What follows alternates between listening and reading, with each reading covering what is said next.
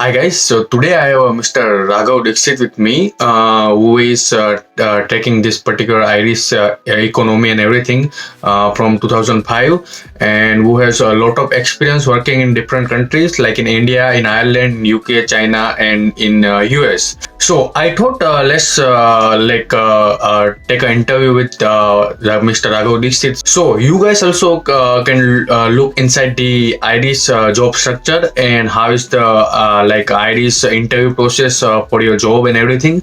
And I will also ask them the situation about the current COVID-19 and what will happen in future after this particular situation will end. So if you have any problem, like if you have any doubt or anything, you will get all the things in this particular video. So the first thing is that I talk with him in a video call, so the quality issue will be there, and the quality is not that good for video call, but the audio is good, so you will hear everything properly. So just pay attention on that. Don't go on video quality. But yeah, let's get into this particular interview. So just to give you a brief background about myself, I work in a large IT organization based of Dublin One, and I work as a senior manager there. And I have been tracking. Your question was related to my experience with Irish experience.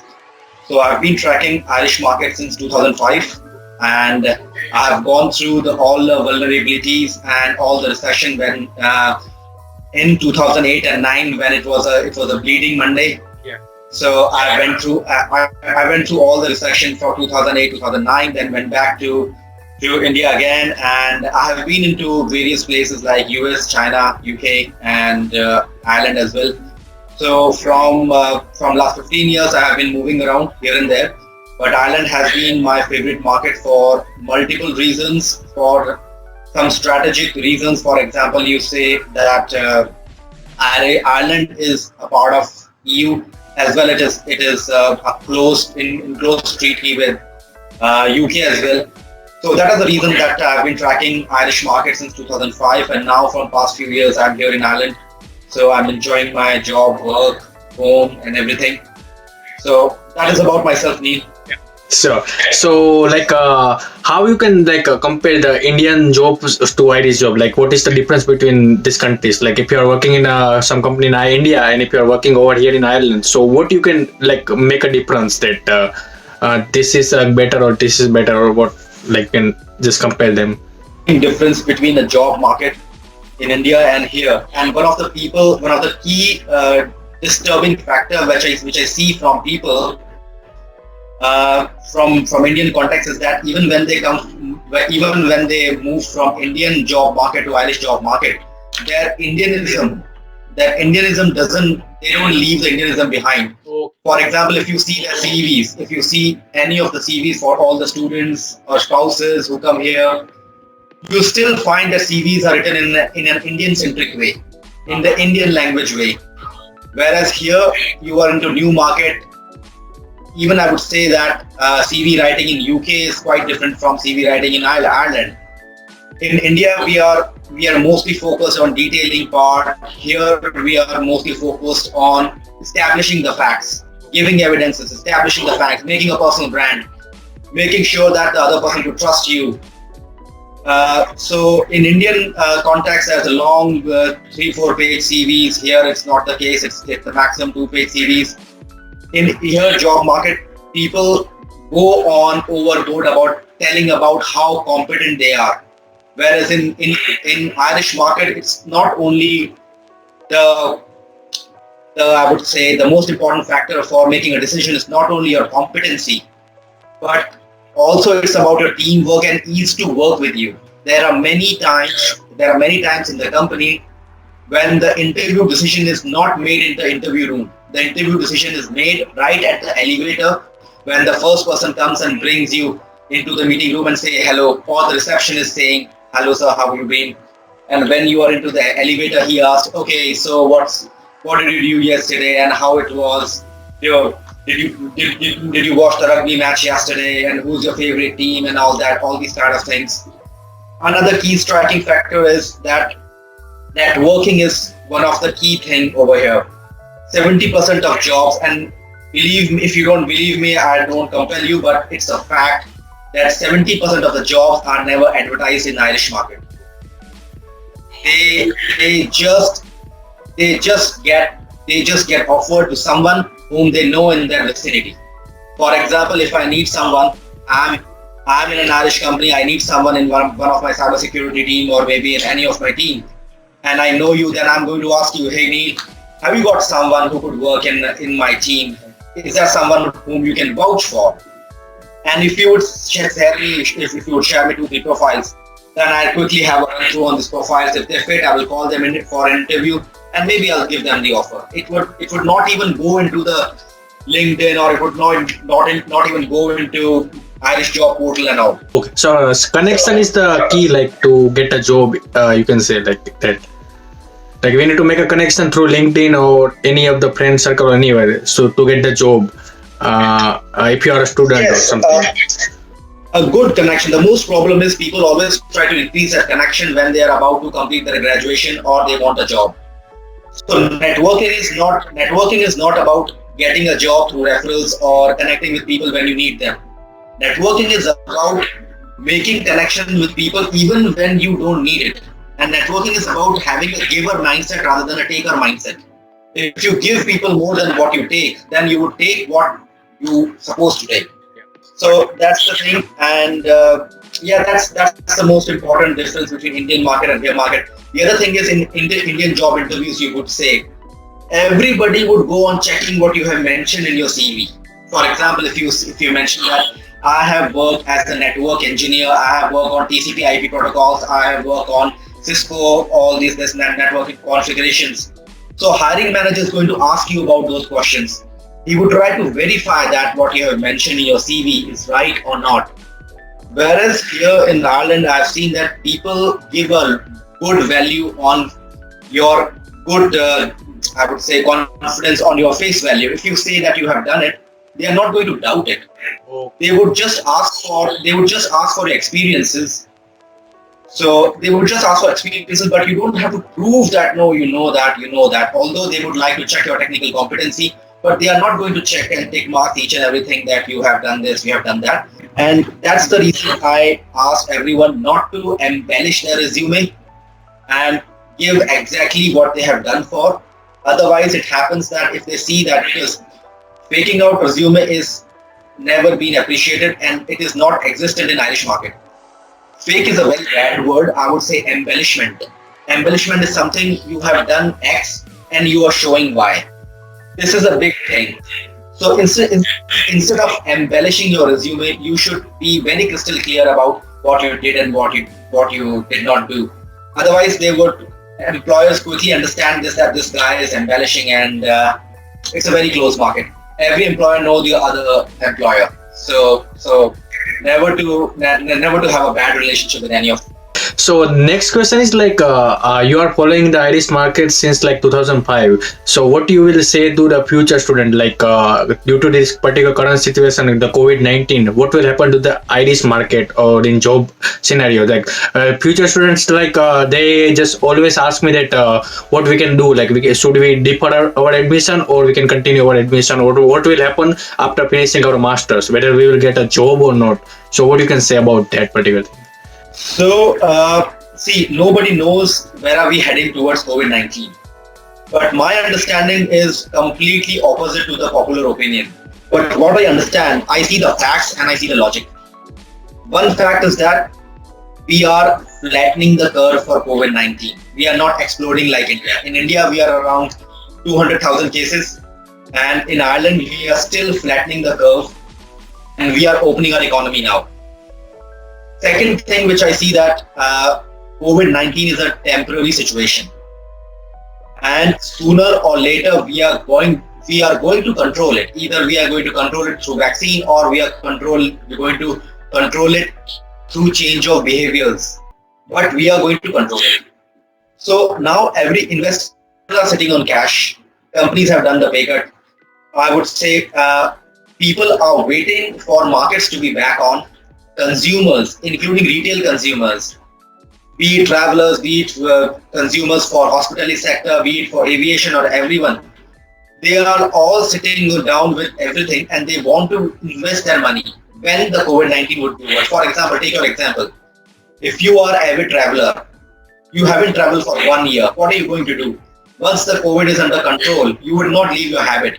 You will travel more after you. If you are a habitual drinker, you will drink more if you are a person who go out for eating or clubbing or hanging out. You will not change your behavior. So you are going to do it more when it's come back to normal. So I would see that once the COVID-19 situation is completed, we would come back with a twice the force that we had earlier. So that would it would be a buoyancy in the job market, it would be buoyancy in the business, it would be buoyancy everywhere. So we just have to wait when this is over. When this is over, I don't know. It may be over by next year. It may take another 8 to 10 months. We are not sure. The future still looks optimistic to you. Optimistic to me, rather, I would say. So the last question that I want to ask you that how is the interview process over here in Ireland as compared to India? Like in India, they have different rounds and everything. So how is in Ireland? Like if we are in some interview process, and what will they ask and everything? Like, can you suggest some tips or anything on that? So, usually for different companies, there is a different kind of interview procedure. But I'll give you one standard form. Although in some of the companies like Google and I would say Microsoft, there are multi-tier rounds and it may go up to 4, 5 and more. But overall, if we talk about Amazon, if we talk about version 1, if we talk about Accenture Systems, if we talk about Storm, or if we talk about Deloitte and KPMG, so most of the companies, the interview process is like that. And I'm not talking about graduate role. Graduate role is a completely different thing. So I'm just talking about people who have in a mid-size of I would say experiences, 3 to 7 years of experience or so. So the interview process is like that. First of all, your CV is shortlisted by a recruiter. Either you apply to the portal, or you apply in LinkedIn, or you comes into the search engine that recruiter runs into all this string form. So if a recruiter looks and finds your profile good, he would give you a call. This call is called a sanity check. So this sanity check means he's going to call you. He's going to ask you questions about your visa. He's going to ask you about what is your salary expectations. He's going to ask you about when can you join. He would like to ask you that if you are studying, when your study is getting over. So all these things are called as sanity checks. Maybe, or you could say as a prerequisite. So he's going to do a prerequisite. He would have no idea whether you are fit for the profile or not. What he's going to do is he's going to collect your CV. He's going to collect with 4, 5 or maybe 9 other CVs and give a hiring manager a bundle of CVs with 5 or 10. And then the hiring manager will go through your CV, match your skills, and then he would give a go-ahead to the recruiter to call you for an interview. And if he's confused, he's going to give you a call and check a few things. You will be called for the first interview, where you will be checked on your technical competencies. You will be checked on your technical competencies. You will be checked about that what is your experience you have. You will be checked about that what is your background. You will be checked about that whether you meet the company profile or not. This will be done by the hiring manager one. And this is the most important round. A maximum number of exits are made on this round. And then if you are good with this, you will be through to the next level of round. This hiring manager interview 1 would be also turned into interview 1, 2. Interview 2 as well for his colleague also, depending upon what is the nitty-gritties of the job. So this could be 1, this could be 2. Same level of interview. That is at the first stage. Recruiter stage is a 0 stage. Then second stage, if you are coming for a business analyst or network engineer or anything role, you would be asked a second round of interview either by a senior manager. If you are yourself at a managerial level, then it would be by a director. So this second level of interview, he's not going to ask you about technical questions or subject knowledge. He's going to check what is your intellectual level is. So he's going to check about your intellectual levels. He would like to check about your communication internal as well as with the customer.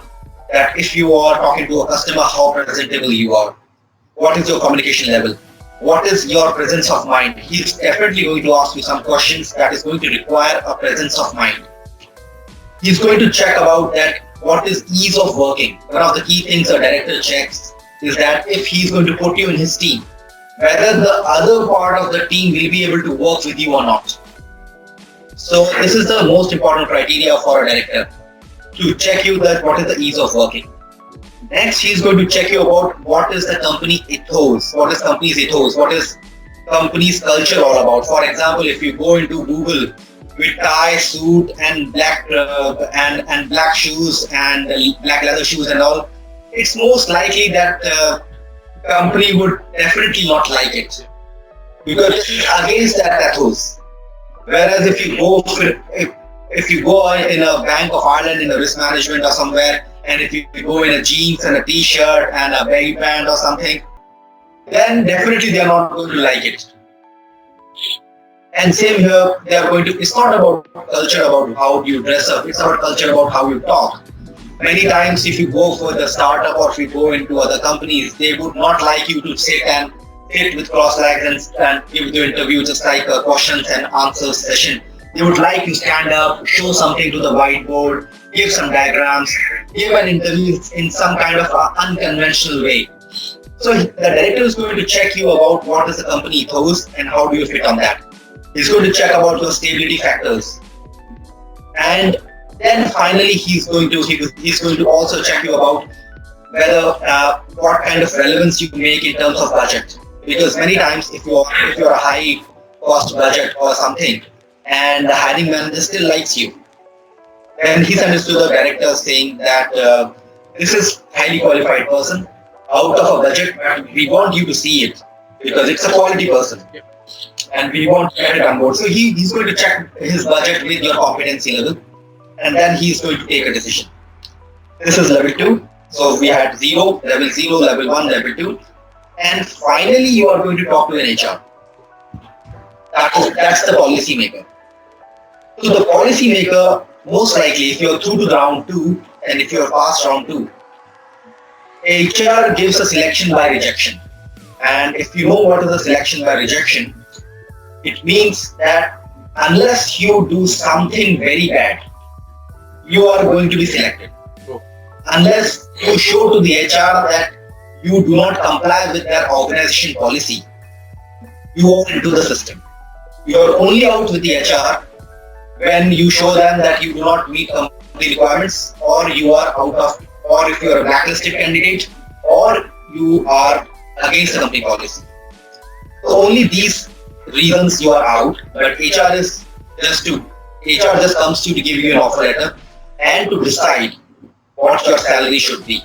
And most importantly, there is always, if you ask for X salary, company would give you a Y salary, a little lower. It could be 5, 10, 15, depending on what they are.